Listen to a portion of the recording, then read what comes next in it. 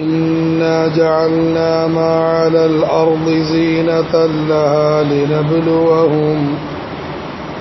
لنبلوهم أيهم أحسن عملا وإنا لجاعلون ما عليها صعيدا جرزا.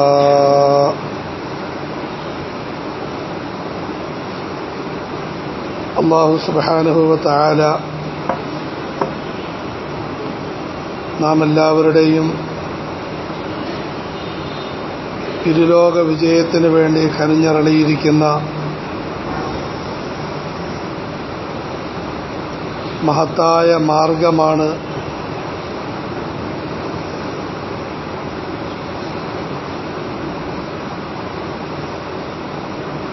അനുഗ്രഹീതമായ ദീനുൽ ഇസ്ലാം. ഈ ദീൻ ഓരോ കാലഘട്ടത്തിലും നമുക്ക് വ്യക്തമായ മാർഗദർശനം നൽകുന്നുണ്ട്.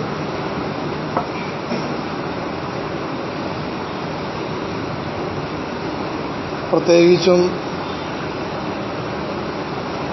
നാം എല്ലാവരും ഇന്ന് ജീവിച്ചിരിക്കുന്ന ഈ കാലഘട്ടത്തിൽ നാം ശ്രദ്ധിക്കേണ്ട കാര്യങ്ങളെക്കുറിച്ച്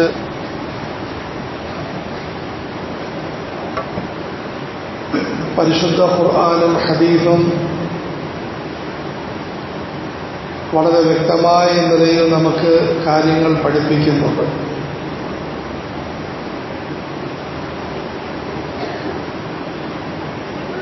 നമ്മളെല്ലാവരും ഇന്ന് സാധാരണ പറയാറുള്ള കേൾക്കാറുള്ളൊരു വാക്കാണ്, കാലഘട്ടം വലിയ മോശമായി പോയി, ഇനി ദീനനുസരിച്ച് ജീവിക്കാനൊന്നും നമ്മെക്കൊണ്ട് സാധിക്കുന്നതല്ല. എന്നാൽ സഹോദരങ്ങളെ, നമ്മളുടെ ഈ കാലഘട്ടത്തിൽ നമുക്ക് ദീനനുസരിച്ച് ജീവിക്കാൻ സാധിക്കുമെന്ന് മാത്രമല്ല, പഴയ കാലഘട്ടത്തിലുള്ള മഹാത്മാക്കളെക്കാളും അല്ലാഹു നമുക്ക് കാര്യങ്ങൾ വളരെയധികം എളുപ്പമാക്കിയിരിക്കുകയാണ്. ആദരവായ റസൂലുള്ളാഹി സ്വല്ലല്ലാഹു അലൈഹി വസല്ലം മരളി, അല്ലയോ സഹാബാക്കളെ,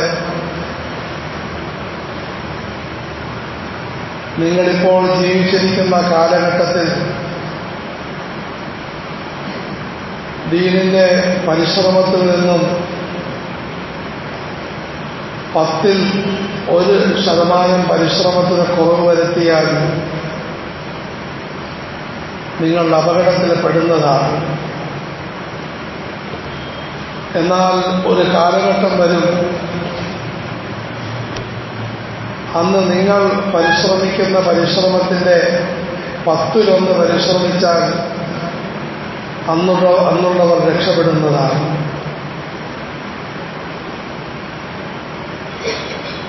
ആ കാലഘട്ടം ഏതാണ്ട് സമാഗതമായി കഴിഞ്ഞു എന്ന് പരിശുദ്ധ ഖുർആനിലും ഹദീസിലും വലിയ പാണ്ഡിത്യവും അവഗാഹവുമുള്ള പണ്ഡിതന്മാർ അഭിപ്രായപ്പെടുന്നു. ഈ കാലഘട്ടത്തെക്കുറിച്ച് ആദരവായ റസൂലുള്ളാഹി സ്വല്ലല്ലാഹു അലൈഹി വസല്ലം വളരെ വ്യക്തമായ നിലയിൽ ദീർഘദർശനം നടത്തിയിട്ടുണ്ട് എന്നുള്ളതാണ് ഈ വിഷയത്തിലുള്ള വലിയ അത്ഭുതകരമായ കാര്യം.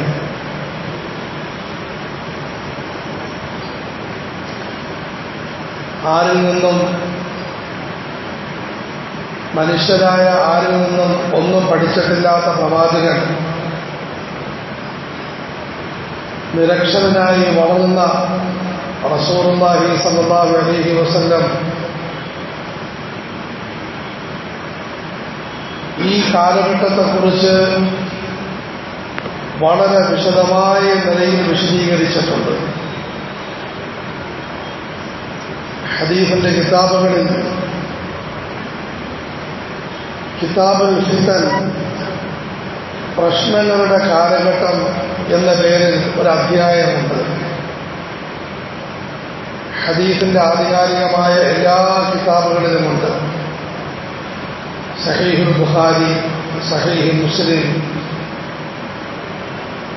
ഇങ്ങനെ ഹദീസിന്റെ ആധികാരികമായ മുഴുവൻ ഗ്രന്ഥങ്ങളിലും ഒരു സുപ്രധാന അധ്യായമാണ് ഫിത്നകളെ പറ്റിയുള്ള അധ്യായം.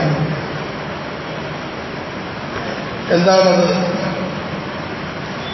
ആദരവായ റസൂലുള്ളാഹി സ്വല്ലല്ലാഹു അലൈഹി വസല്ലം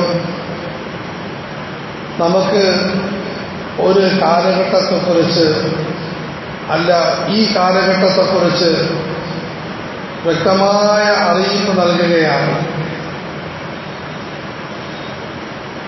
നിങ്ങൾ ഈ കാലഘട്ടത്തിൽ വലിയ സൂക്ഷ്മത കൈക്കൊള്ളണം,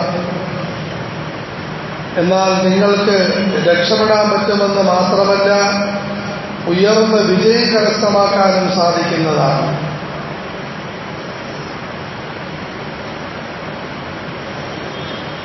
ഇതുമായി ബന്ധപ്പെട്ട ഒന്ന് രണ്ട് ഹദീസുകൾ ശ്രദ്ധിക്കാൻ ആദരവായ റസൂലുള്ളാഹി സ്വല്ലല്ലാഹു അലൈഹി വസല്ലം അരുളി, അമാവാസി രാവിലെ ഇരുളുകളെ പോലെ കഠിനമായ പ്രശ്നങ്ങളും പരീക്ഷണങ്ങളും നിങ്ങൾക്കുണ്ടാകുന്നതിന് മുമ്പ് നിങ്ങൾ നന്മകളിൽ നിരതരായി ശീലിക്കും.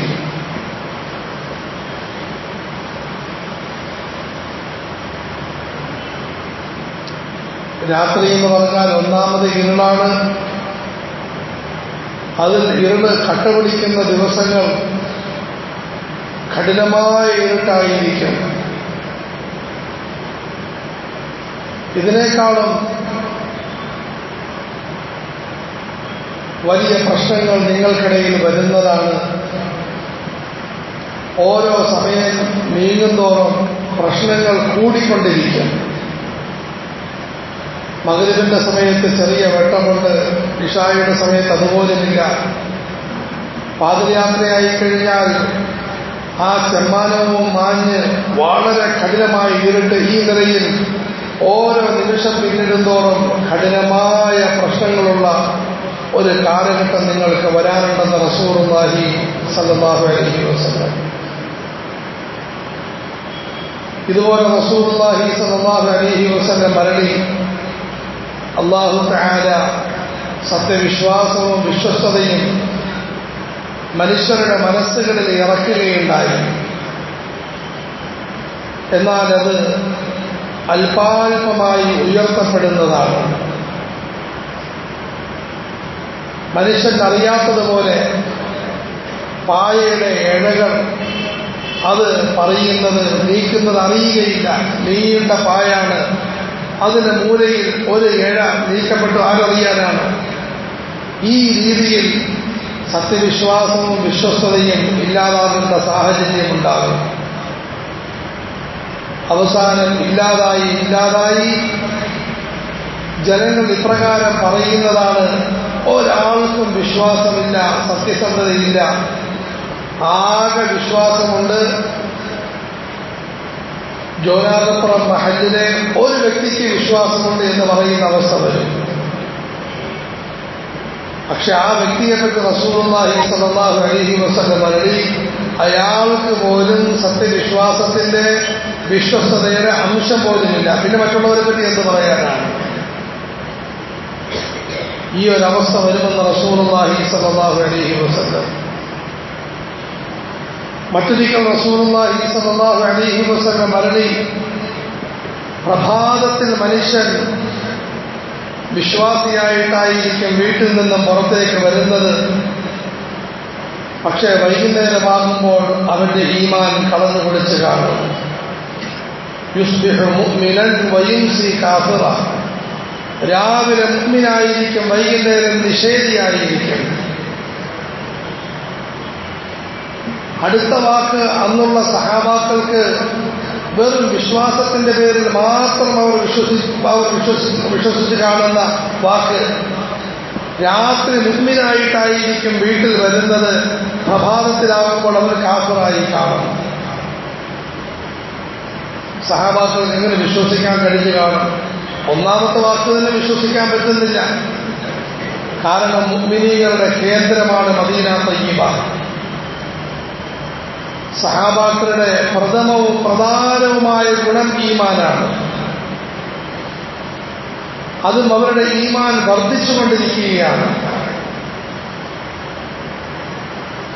ഒരു നിഷേധിയായ മനുഷ്യൻ സഹാബാക്കളുമായി 3 ദിവസം കഴിച്ചുകൂട്ടുന്നു. ഒന്നുകിൽ അദ്ദേഹം മുഅ്മിനായിട്ട് മാറും, അല്ലെങ്കിൽ സ്വയം അദ്ദേഹം നിഷേധിയാകാൻ തീരുമാനമെടുക്കും. ഈ രീതിയിലാണ് സഹാബാക്കളുടെ അവസ്ഥ. കടുത്ത മുനാഫിഖീങ്ങൾ കപടവിശ്വാസിയാണ്. സഹാബാക്കളുടെ കൂട്ടത്തിൽ അല്പനേരം ആത്മാർത്ഥതയോടുകൂടി കഴിയുന്നു.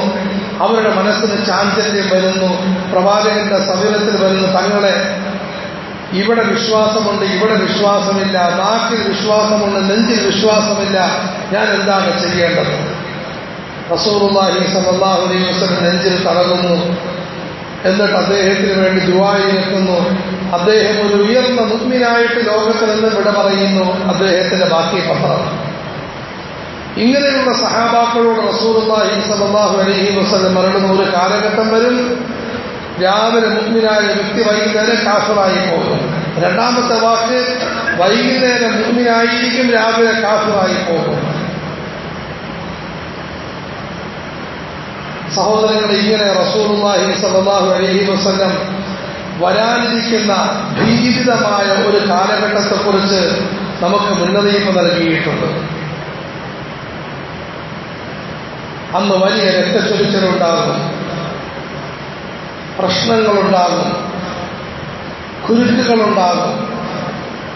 ക്രിസ്ത്യൻ ഇന്നത്തെ വാക്ക് സിറിയയിലും ഇറാഖിലും ചിലപ്പോഴെല്ലാം ഇന്ത്യയിലും അരങ്ങേറുന്ന വാക്ക്, ലാ യദ്രിൽ ഖാതിലു ഫീമ ഖതൽ വലാ യദ്രിൽ മഖ്തൂലു ഫീമ ഖുതിൽ. കൊല്ലുന്നവൻ അറിയില്ല ഞാൻ എന്തിനാണ് മറ്റുള്ളവരെ കൊല്ലുന്നതെന്ന്, കൊല്ലപ്പെട്ട പാപത്തിന് അറിയില്ല ഞാൻ എന്തിന്റെ പേരിലാണ് കൊല്ലപ്പെട്ടതെന്ന്. ഇതൊരു കാലഘട്ടത്തിലാണ് ലളിതങ്ങൾ പറയുന്നത്. അന്നത്തെ പോരാട്ടം എന്ന് പറഞ്ഞാൽ നേർക്ക് നേരെയാണ്, മുഖാമുഖം നിൽക്കുന്നു. ഇത് അലിയാണ്, ഇത് ഹംസയാണ്, ഇത് അബൂ ഉബൈദയാണെന്ന് വ്യക്തം. ഇപ്പുറത്ത് നിൽക്കുന്നത് ഉത്ബത്താണ്, ശൈബത്താണ്, ഇന്നവരാണെന്ന് വ്യക്തം. എന്നിട്ട് നേർക്ക് നേരെ പോരാട്ടം. ഈ കാലഘട്ടത്തിൽ ലളിതങ്ങൾ പറയുന്ന ഒരു കാലഘട്ടം വരും, അന്ന് കൊല്ലുന്നവരറിയില്ല ഞാൻ എന്തിനാ കൊല്ലുന്നതെന്ന്. വർഗീയതയുടെയും തീവ്രവാദത്തിന്റെയും തീപ്പൊരികൾ ഉയരുന്നു. ആളുകൾ ഭ്രാന്തമായി പുറത്തേക്ക് വരുന്നു. കണ്ടവരെല്ലാം അടിച്ചു കൊല്ലുന്നു. അറിയില്ല ആരെയാണ് കൊല്ലുന്നതെന്ന്. അതുപോലെ പിടഞ്ഞ് മരിക്കുന്ന ആളുകളിൽ പലർക്കും അറിയില്ല ഞാൻ എന്തിനാണ് കൊല്ലപ്പെട്ടതെന്ന്. മറ്റൊരിക്കൽ റസൂലുള്ളാഹി സ്വല്ലല്ലാഹു അലൈഹി വസല്ലം പറഞ്ഞ ഒരു കാലഘട്ടം വരും, അന്ന് നാവിന് വാളിനേക്കാളും വലിയ ശക്തി ഉണ്ടായിരിക്കുന്നതാണ്. സുബ്ഹാനല്ലാഹ്. മനുഷ്യന്റെ നാവിന് അപാരമായ ശേഷി വരുന്നതാണ്. ആദ്യം അത് പത്രങ്ങളിലേക്ക് നീങ്ങി, ഇന്ന് ഇന്റർനെറ്റ്, വാട്സാപ്പ്, ഫേസ്ബുക്ക് എല്ലാവരുടെയും കയ്യിൽ നിന്ന് ആയുധം വന്നിരിക്കുകയാണ്. ഏത് പടിജാഹിലും മൂലയ്ക്ക് നിന്ന് തോന്നിവാസങ്ങളൊക്കെ വിളിച്ചു പറഞ്ഞുകൊണ്ടിരിക്കുന്നു. ആർക്കും എവിടെ ഇരുന്നുകൊണ്ടും എന്ത് പ്രശ്നം ഉണ്ടാക്കാൻ സാധിക്കും, എന്ത് കുഴപ്പങ്ങളും വിളക്കിവിടാൻ കഴിയും. ഇങ്ങനെ നാവിന് വാർത്താ മാധ്യമങ്ങൾക്ക് അപാരമായ കഴിവ് വരുന്ന ഒരു കാലഘട്ടം വരുന്നതാണെന്ന് മുഹമ്മദ് റസൂലുള്ളാഹി സ്വല്ലല്ലാഹു അലൈഹി വസല്ലം. സഹോദരങ്ങളെ, എന്നാൽ നമ്മൾ ഈ ഹദീസുകളുടെ കൂട്ടത്തിൽ 2 കാര്യങ്ങൾ മനസ്സിലാക്കാറുണ്ട്. ഒന്ന്, റസൂലുള്ളാഹി സ്വല്ലല്ലാഹു അലൈഹി വസല്ലം വെറും പ്രശ്നമുണ്ടാകുമെന്ന് മാത്രമല്ല പറഞ്ഞിട്ടുള്ളത്, തങ്ങൾ അതിനോടുകൂടി ചേർത്ത് പറഞ്ഞു, ഈ പ്രശ്നങ്ങളെല്ലാം ആളി കത്തി കുറേ സംഹാരങ്ങളെല്ലാം നടത്തി അവസാനം കെട്ടടങ്ങുന്നതും ഈ ലോകത്ത് സമാധാനത്തിന്റെയും സന്തോഷത്തിന്റെയും നീതിയുടെയും ന്യായത്തിന്റെയും അരുണോദയം സംഭവിക്കുന്നതുമാണ്. സുബ്ഹാനല്ലാഹ്. എപ്രകാരം സഹാബാക്കൾക്ക് അന്ന് ഇന്നത്തെ പറ്റി നിബിധങ്ങൾ പറഞ്ഞപ്പോൾ വലിയ അത്ഭുതം വന്ന് കാണുമോ, നാം ഓരോരുത്തരും അത്ഭുതത്തോടെ, എന്നാൽ വിശ്വാസത്തിന്റെ മനസ്സുകൊണ്ട് സ്വീകരിക്കേണ്ട മറ്റൊരു വാക്കാണ്, ഈ പ്രശ്നങ്ങൾ മുഴുവനും ഇല്ലാതാകും.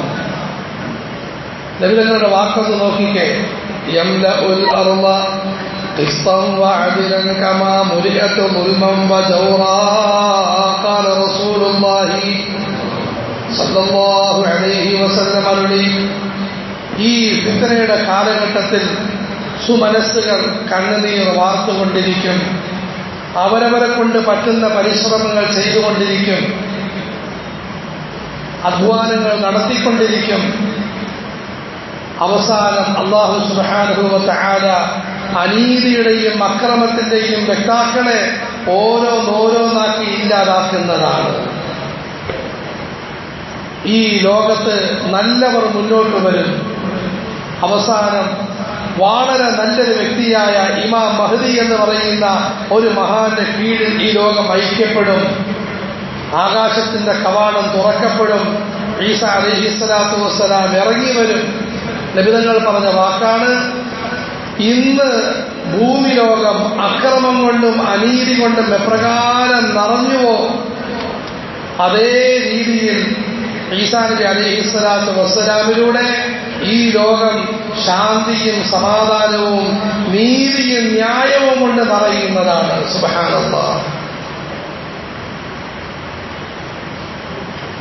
രണ്ടാമത് നമ്മളുമായി ബന്ധപ്പെട്ടൊരു വാക്ക് പറഞ്ഞു, രണ്ടുപേർക്കിടയിൽ പോലും ശത്രുതയില്ലാത്ത ഒരു വല്ലാത്ത സാഹചര്യം വരുന്നതാണ്. ഇന്ന് നേരെ തിരിച്ച് ഒരു രണ്ടുപേർക്കിടയിൽ ആത്മാർത്ഥ സ്നേഹമുണ്ടെന്ന് നമുക്ക് നെഞ്ചി കൈവച്ച് പറയാൻ പറ്റും. പടച്ചവന് വേണ്ടിയുള്ള ആത്മാർത്ഥ സ്നേഹം. ഭാര്യ ഭർത്താക്കന്മാർക്കിടയിൽ പ്രശ്നം, മാതാപിതാക്കൾക്കിടയിൽ പ്രശ്നം, മുസ്ലിമീങ്ങൾ അമുസ്ലിമീങ്ങൾക്കിടയിൽ പ്രശ്നം, മുസ്ലിമീങ്ങൾക്കിടയിൽ പ്രശ്നം, സംഘടനകൾക്കിടയിൽ പ്രശ്നം, സംഘടനകൾ ഉള്ളിൽ പ്രശ്നം. ആർക്കും ആരെയും വിശ്വാസമില്ല. ഇന്ന് സലാത്തും സലാമും ഒക്കെ ഉണ്ട്, കെട്ടിപ്പിടുത്തവും മുത്തമൊക്കെ ഉണ്ട്, ചുമ്മാതെയാണ്. ഏത് സമയത്തും പാലം വലിക്കാൻ സാധ്യതയുണ്ടെന്ന് പേടിയോടുകൂടി, അല്ലെങ്കിൽ അങ്ങനെ പാലം വലിക്കാതിരിക്കാൻ മാത്രമാണ് ഇവിടുത്തെ സ്നേഹം കാണിക്കുന്നത്. നബിതങ്ങൾ അരുളി ഭയങ്കര സ്നേഹപ്രകടനമുണ്ടാകും. അതൊരിക്കലും സ്നേഹത്തിന്റെ പേരിലല്ല, അങ്ങോട്ടും ഇങ്ങോട്ടുമുള്ള സ്വാർത്ഥതയുടെ പേരിലും പേടിയുടെ പേരിലും സ്നേഹിക്കുന്ന ഒരു സാഹചര്യം വരും. ഇന്നത്തെ കാലഘട്ടത്തിൽ നബികൾ പറഞ്ഞതാണ്. ഒരുത്തരും ഒരുത്തരോട് സ്നേഹമില്ല. സ്നേഹം ആകപ്പാട് എന്തിനാ? എനിക്ക് ഉസ്താദിനെ കൊണ്ട് എന്തെങ്കിലും കിട്ടണം, ഹാജിയാരെ കൊണ്ട് വല്ലതും കിട്ടണം, അതുകൊണ്ട് ഒടുക്കത്തെ സ്നേഹം. അല്ലെങ്കിൽ ഞാൻ സ്നേഹം കാണിച്ചില്ലെങ്കിൽ എന്നെ തൂക്കിയെടുത്തെറിയും, ഇമാമത്തെ ഇത് മാറ്റിക്കളയും, അതുകൊണ്ട് ഭയങ്കര കെട്ടിപ്പിടുത്തും ഹാജിയാരെ മുത്തലിബേന്ന് പറഞ്ഞുകൊണ്ടിരിക്കും.